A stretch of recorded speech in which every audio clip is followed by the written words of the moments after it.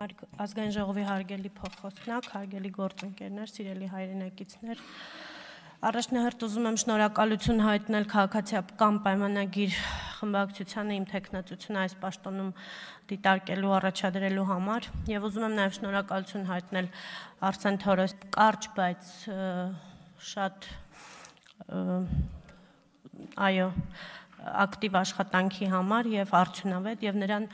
մաղթել արդեն աշխատանքի եւ սոցիալական հարցերի նախարարությունում արդյունավետ կառավարում։ Հարգելի Տիկին Կյուրեղյան, ճիշտ ասած ես չէի ուզի անդրադառնալ այս խոսույթին, ես չէի ուզի անդրադառնալ այս հարցին, բայց դուք ինձ ստիպեցիք, որ ես անդրադառնամ այս հարցին եւ ես կանդրադառնամ, ես երբեք իմ աշխատանքային գործունեության ընթացքում չեմ խախտել բժշկական սուբորդինացիայի կանոնները, բայց ես այսօր կխախտեմ ձեր թույլտվությամբ իհարկե բժշկական սուբորդինացիայի կանոնները եւ կասեմ հետեւյալը։ Նախ առաջին հերթին որպես մանկավարժ դուք կասկածի տակ եք դնում միջին մասնագիտական կրթությունը, որին տիրապետում է 16500 բուժքույր Հայաստանի Հանրապետությունում եւ առանց այդ օղակի առողջապահությունը կաթվածահար օղակի կլինի, եթե չլինի այդ օղակը։ Բացի այդ, իսկ ով ասեց, որ բոլորը պետք է ունենան բարձրագույն կրթություն։ Մենք մի կողմից ուզում ենք միջին մասնագիտական կրթությունը բերել արդիականացնել ավելի շատ մարդիկ ունենան միջին մասնագիտական կրթություն, մյուս կողմից ասում ենք, որ պետք է բոլորը ունենան բարձրագույն կրթություն, այդպես ոնց է լինում եւ արդյոք մեկը մյուսի հետ կապ ունի, որտեղ բարձրագույն կրթություն անցածները այլ գործառույթ են կատարում, միջին մասնագիտական կրթություն անցածները այլ գործառույթ են կատարում, բայց ես հիմա ձեզ կհիշեցնեմ բարձրագույն կրթություն ունեցած 10 էջանի կենսագրություն ունեցած մարդու իմիջիալուց ձեզ շատ լավատեղիք, բոլորիդ լավատեղյակ Արամ Մինասյանի կենսագրությունը, իդեպ ես դա կարդացել եմ։ Արամ Մինասյանը 30 տարի երևի եղել է Սուրբ Գրիգոր Լուսավորիչ բժշկական կենտրոնի տնօրենը եւ ես 18 թվականին մտել եմ այդ հիվանդանոց, ինչին եմ ականատես եղել, որ այդ հիմնարկը կարելի էր կոչել ամեն ինչ, բացի հիվանդանոցից։ Ինչ բառ ուզում եք գթեք, չգիտեմ, մարդկային գիտակցությունը, մարդկային երևակայությունը ինչքան կարող է անսահմանափակ լինել, ինչ ուզում եք գթեք, բայց ոչ հիվանդանոց, դա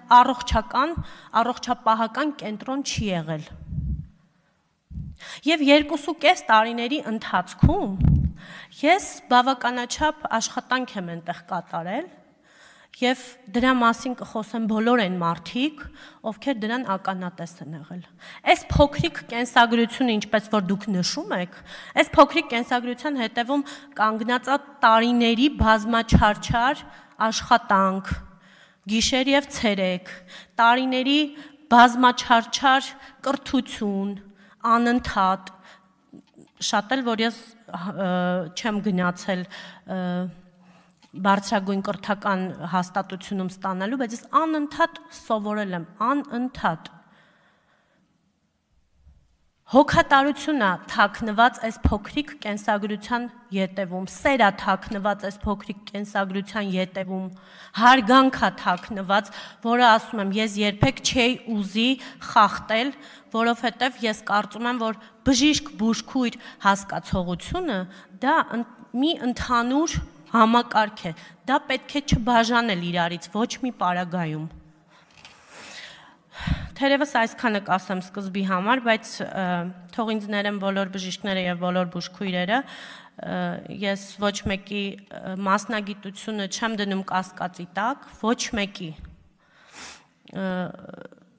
որտեղ նրանք ամեն մեկը կատարում է իրեն տրամադրված գործը, հասանելիք։ Իսկ հիմա հիմնականի մասին ես կխոսեմ առողջապահության եւ բացերի եւ այս տարիների ընթացքում ունեցած ձեռքբերումների մասին։ Կրթություն եւ էթիկա։ Հարգելի գործընկերներ, բազմիցս եմ ասել, որ յուրաքանչյուր պետության ամուր հիմքը որակյալ մրցակցային կրթությունն է։ Բազմիցս եմ նաեւ նշել, որ հատկապես բժշկական ուսումնական հաստատություններ չպիտի ընդունվեն բոլորը եւ չպիտի ավարտեն բոլորը։ Հիմա հարց կառաջանա, թե ես ինչու եմ այս հարցում այսքան կտրուկ։ Երկար տարիներ աշխատելով առողջապահության ոլորտում համոզվել եմ, որ բժիշկներ, բուժքույրեր դառնում են միայն նրանք, ովքեր սիրահարված են այդ մասնագիտություններին։ Մենք բուժաշխատողներս ուղիղ հրամայական ունենք։ Մեր գործը կապված է մարդկանց կյանքերի հետ եւ մենք իրավունք չունենք ուղակի սխալվելու կամ գոնե այնպիսի սխալներ անելու, որոնք մարդկանց կյանքին վտանգ կհանդիսանան։ Բժշկությունը չի կարող լինել միջակ, այն պետք է լինի լավ կամ գերազանց։ Բայց միևնույն է, բժիշկ դառնալու ճանապարհը շատերի համար մնում է անհասանելի։ Բժշկական համալսարանն ավարտելուց հետո հաջորդ քայլը կլինիկական օրդինատուրայում ուսանելն է, որտեղ ուսանողները ընտրում են ուղղություններ եւ արդեն սկսում են սովորել աշխատել պրակտիկ դաշտում պացիենտների հետ։ Եվ այստեղ գալիս է մեկ այլ մարտահրավեր։ Ավարտելուց հետո արդեն որակավորված երիտասարդ բժիշկը չի կարողանում գտնել աշխատանք։ Բոլորի համար գայթակղիչ է Երևան քաղաքը, բայց վստահեցնում եմ, որ մենք ունենք շատ քաղաքներ, որտեղ կարելի է ոչ միայն աշխատել, այլ ապրել, արարել ու զարգացնել։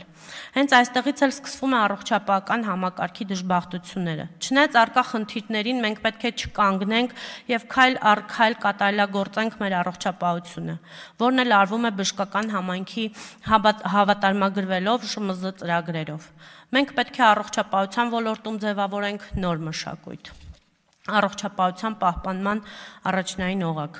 Պետք է ընդունենք, որ այս օղակում լայնածավալ լավարկումներ է եղել կառավարության եւ քաղաքապետարանի կողմից։ Դրանք են բժիշկների եւ միջին բուժաշխատողների աշխատավարձերի բարձրացում, նեղ մասնագիտական ծառայությունների ավելացում, բժշկական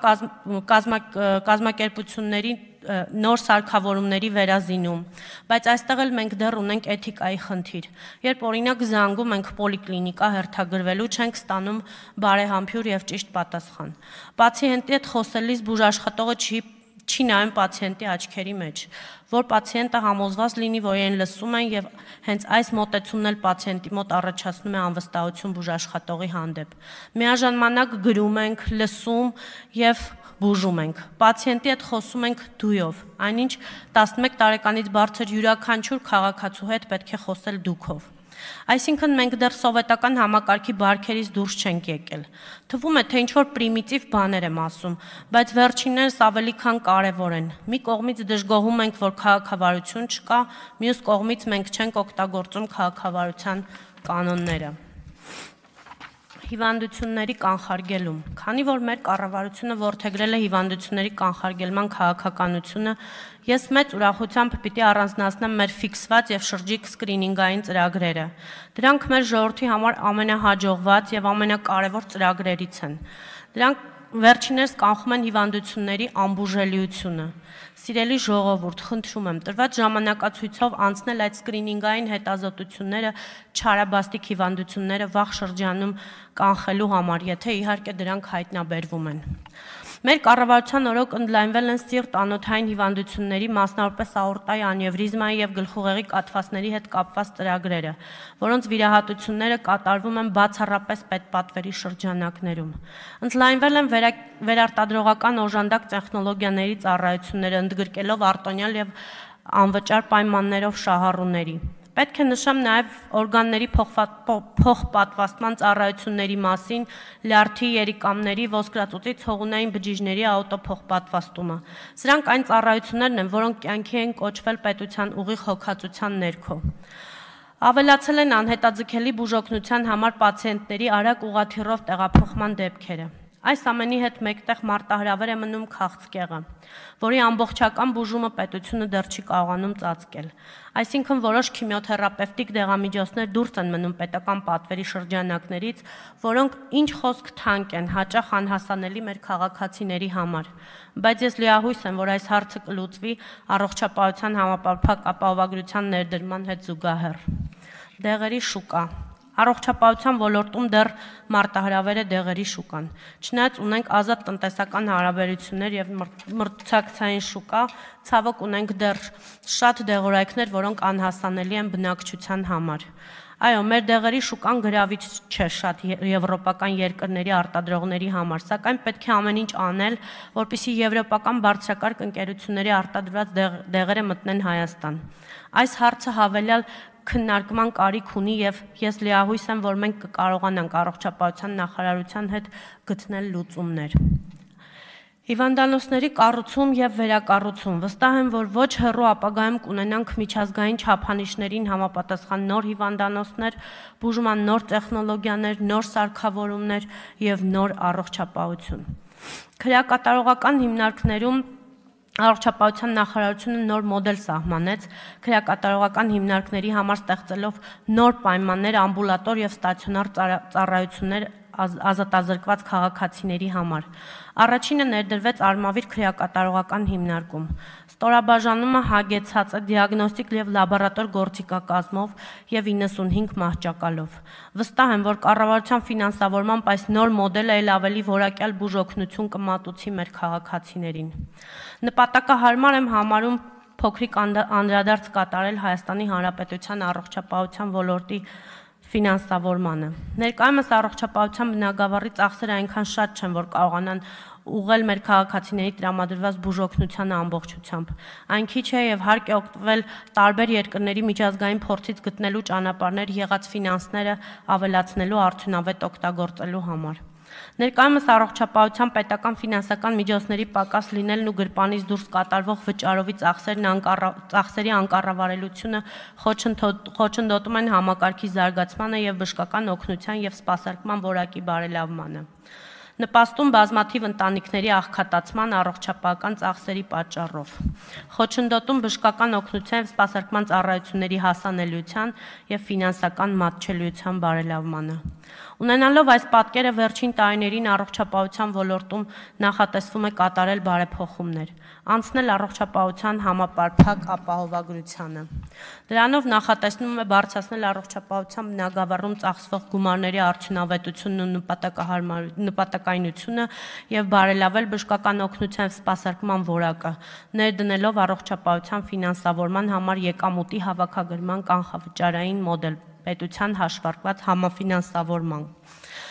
Համապարփակ ապահովագրության համակարգը նախատեսում ենք ներդնել փուլային եղանակով։ Առաջին փուլում համակարգում կընդգրկվեն պետության կողմից սահմանված բնակչության խմբերը, այդ թվում նպաստի համակարգում ընդգրկված ընտանիքի անդամներ, հաշմանդամություն ունեցող անձիկ, մինչև 18 տարեկան երեխաներ, բնակչության սոցիալապես անապահով եւ հատուկ խմբերում ընդգրկված այլ անձիկ, սոցիալական փաթեթում ընդգրկված շահառուներ։ Երկրորդ փուլում կընդգրկվեն 63 եւ բարձր տարիքի քաղաքացիները, ինչպես նաեւ պետական հատվածի վարձու աշխատակիցները։ Երրորդ փուլում ապահովագրության համակարգում կընդգրկվեն բոլոր վարձու աշխատողները, ինքնազբաղված անձիկ եւ գյուղատնտեսությունում զբաղվածները։ Ապահովագրության համակարգը լինելու է պետական հիմնադրամի կողմից կառավարվող, մասնավոր ապահովագրության ընկերները ներգրաված չեն լինելու այս գործընթացին։ Պետական հիմնադրամի ծախսերը արտահայտված են լինելու յուրաքանչյուր տարվա բյուջեում, ինչը ազգային ժողովի կողմից վերահսկելի կդարձնի հիմնադրամի գործունեությունը։ Առողջապահության համապարփակ ապահովագրության ներդրման հետ կապված առաջիկայում օրենքի նախագիծը կբերվի ազգային ժողով եւ հանձնաժողովը կկազմակերպի լսումներ, տարբեր աշխատանքային քննարկումներ։ Դրան զուգահեռ առողջապահության ոլորտը պատրաստվում է համակարգի ներդրմանը։ Նախատեսվում է կառուցել եւ վերակառուցել բժշկական հաստատություններ, դրանք համալրել նորագույն սարքավորումներով։ Համակարգի ներդրման նախապատրաստվում է նաեւ ԱԱՊ համակարգը։ Վերանայում են բժշկական համայնքի ֆինանսավորման սխեմաները։ Օրինակ ԱԱՊ համակարգում ներդրնել ֆինանսավորման բոնուսային սխեմա եւ կատարվում են այլ աշխատանքներ։ Հարգելի գործընկերներ, առողջապահության համակարգը այնքան մեծ է, որ առողջապահության մասին անվերջ կարելի է խոսել։ Ես առաջարկում եմ, եթե կան հարցեր, հարց ու պատասխանով շարունակել մեր երկխոսությունը։ Շնորհակալություն։